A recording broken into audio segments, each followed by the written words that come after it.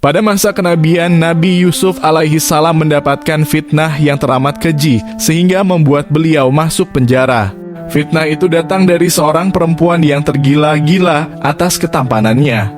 Tapi Nabi alaihi salam tidak menyukainya. Maka dibuatlah fitnah terhadapnya. Wanita itu bernama Zulaikha, seorang istri menteri yang jatuh cinta kepadanya. Karena menolak rayuan untuk memuaskan nafsu si Zulaikha, ia disangkakan sebagai orang yang jahat, kemudian dipenjarakanlah tanpa ada salah sedikit pun. Bismillahirrohmanirrohim.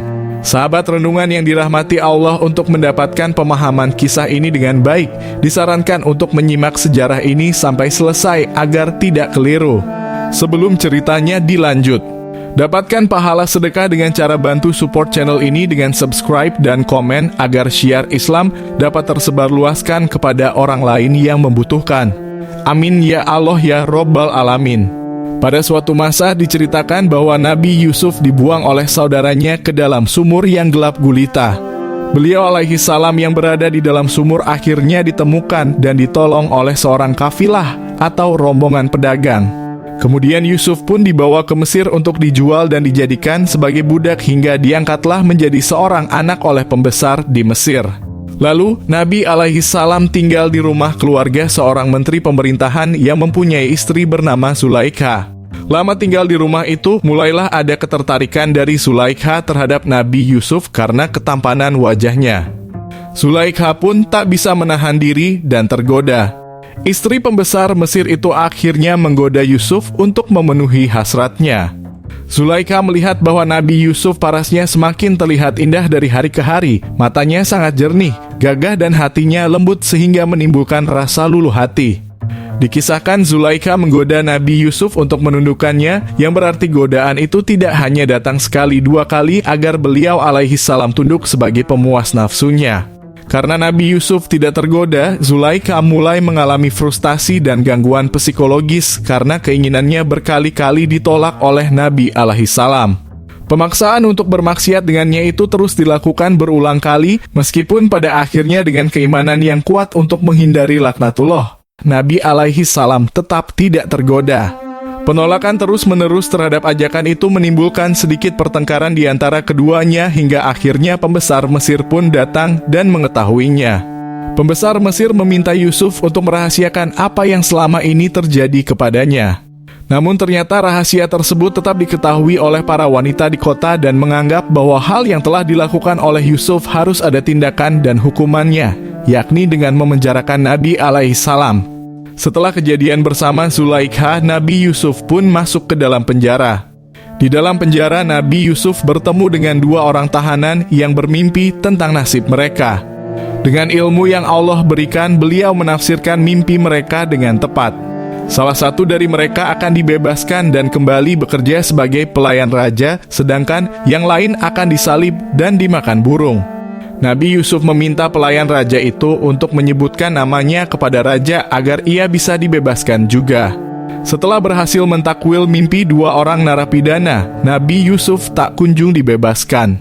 Beliau justru mendekam di penjara beberapa tahun lamanya. Allah menceritakan penyebab Nabi Yusuf tidak keluar dari penjara. Ia berfirman dalam surat 12 ayat 42. Dan Yusuf berkata kepada orang yang diketahuinya akan selamat di antara mereka berdua, "Terangkanlah keadaanku kepada tuanmu." Maka setan menjadikan dia lupa untuk menerangkan keadaan Yusuf kepada tuannya. Karena itu dia tetap dalam penjara beberapa tahun lamanya. Suatu malam Raja Mesir bermimpi melihat 7 ekor sapi gemuk dimakan oleh 7 ekor sapi kurus, dan 7 tangkai gandum hijau dimakan oleh 7 tangkai gandum kering. Raja bingung dengan arti mimpi itu dan meminta pendapat para pembesar dan ahli mimpi di istananya. Namun tidak ada yang bisa memberikan penafsiran yang meyakinkan. Barulah pelayan raja itu teringat akan Nabi Yusuf dan segera menghadapnya untuk menanyakan makna mimpi raja. Nabi Yusuf memberitahu bahwa mimpi itu menandakan akan datangnya 7 tahun kemakmuran diikuti oleh 7 tahun kekeringan.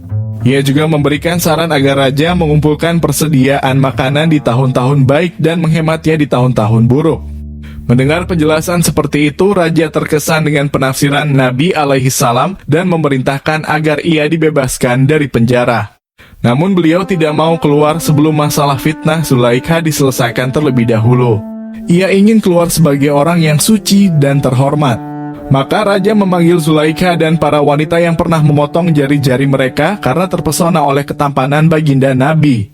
Mereka semua mengakui bahwa Nabi Yusuf tidak bersalah. Zulaikha mengaku bahwa dialah yang mencoba menggoda Nabi Yusuf. Dengan demikian nama baik Nabi Yusuf dipulihkan dan ia pun dibebaskan dari penjara. Raja kemudian menawarkan jabatan tinggi kepada Nabi Yusuf, yaitu sebagai bendahara atau menteri keuangan. Nabi Yusuf menerima tawaran itu dengan syarat ia diberikan kewenangan penuh atas urusan gudang-gudang penyimpanan makanan. Tidak pikir lama sang raja menyetujuinya dan memberikan kepercayaan besar kepada Nabi Yusuf. Saat musim paceklik yang akan terjadi di waktu yang akan datang, penduduk Mesir pun diperintahkan oleh Nabi alaihi salam untuk bercocok tanam. Perintah Nabi Yusuf tersebut berkebalikan dengan kebiasaan sehari-hari penduduk Mesir. Berbeda dengan hasil panen sebelumnya, mereka merasa mendapatkan hasil yang lebih baik sehingga hal itu menunjukkan bahwa negara bisa berhemat saat masa-masa sulit. Dengan kebijaksanaan dan ketakwaannya, Nabi Yusuf berhasil mengelola persediaan makanan di Mesir dengan baik dan menyelamatkan banyak nyawa dari kelaparan. Sahabat renungan yang dirahmati Allah, apakah ada hikmah yang bisa diambil dari kisah perjuangan Nabi Yusuf ini? Boleh sharing di kolom komentar.